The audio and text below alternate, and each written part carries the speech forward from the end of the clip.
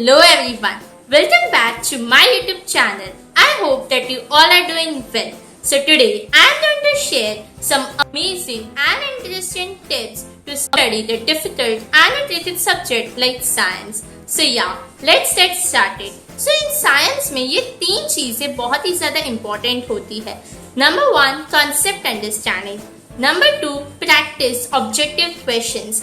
And number 3, diagram based questions. So ये तीनों ही चीजें हमें डिटेल्ड में पूरी करनी है. So let's know how you can study at least 3 lessons and complete them within 7 days. But how? Let's know that. Tip number 1 is for the give reasons. If you're procrastinating to read the whole big chapter, so you can at least do the give reasons which is given behind the exercise of every chapter. You can download the answers from the net या फिर आप digest भी use कर सकते हो. तो first day में आप एटलीस्ट 2 या फिर 1 चैप्टर के गिव रीजंस पूरे कर सकते हो.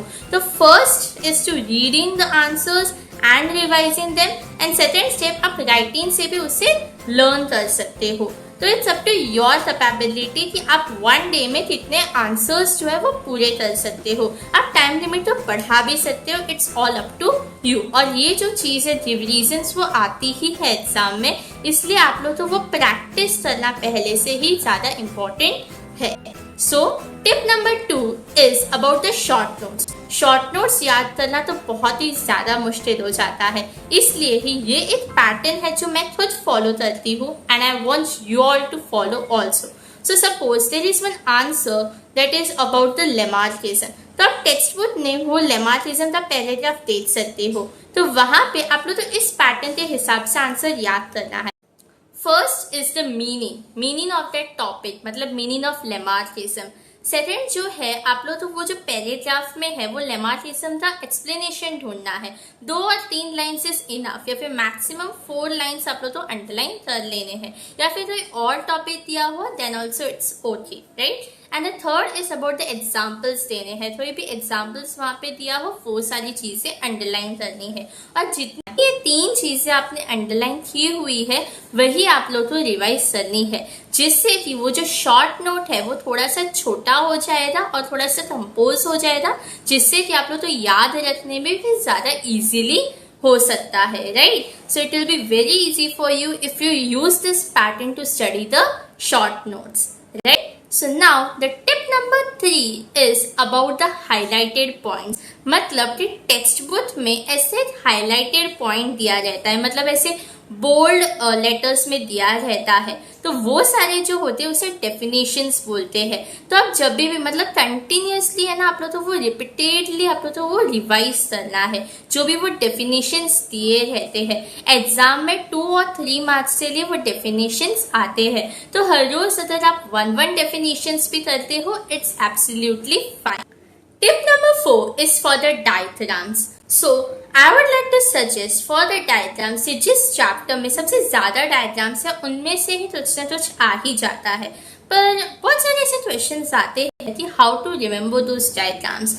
तो वो डायग्राम्स को आपको अपनी भाषा में याद रखना है. पर कैसे? लाइक सपोज एक हीट एनर्जी का डायग्राम बनाने बोला है, तो वहां पे सपोज ऐसे सर्कल टाइप है, ट्राइंगल टाइप कुछ दिया है, फिर एरोज होती है, तो आप इससे अपनी भाषा में याद रख सकते हो. फॉर एग्जाम्पल यहाँ पे एक सर्कल बनाना है, फिर ऐसे कुछ पाइप टाइप बनाना है, फिर बॉक्स बनाना है, फिर उससे मशीनरी बनाना है, फिर ऐसे पेंसिल टाइप कुछ बनाना है, राइट. तो वो ऐसे अपनी भाषा में अपनी लैंग्वेज में आप उसे माइंड में फिट कर सकते हो, जिससे कि वो डायग्राम है वो अच्छे से बन सके and you can score your best marks in that. Yes, and most important इसमें क्या होता है पता है, साइंस में इसमें डायग्राम बेस्ड क्वेश्चंस बहुत आते हैं.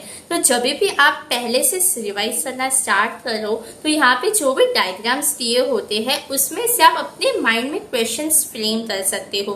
फॉर एग्जाम्पल मेंस्ट्रुअल साइकिल का डायग्राम दिया है तो आप अपने माइंड में क्वेश्चंस फ्रेम करो that what is menstrual cycle और name the 4 hormones in the menstrual cycle and etcetera. That is very important. So the tip number 5 is for the numericals. So numericals के लिए I would like to suggest कि आप ज़्यादातर एक paper ले सकते हो और उसमें सारे जो फॉर्मूलाज दिए रहते हैं वो सारे नोट डाउन कर सकते हो और फिर डेली रिविजन जो होता है फॉर्मूलाज का वर्क स्टार्ट कर सकते हो. और mainly for the 10th standard students जो न्यूमेरिकल्स होते हैं वो ये 3 चैप्टर्स में से ज्यादातर आ सकते हैं.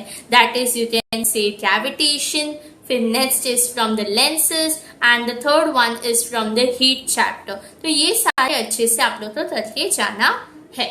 So yeah, that's it for the video. I hope that it was helpful and valuable for you students, and do learn what is important and try to revise it. Till then, stay tuned for the next video.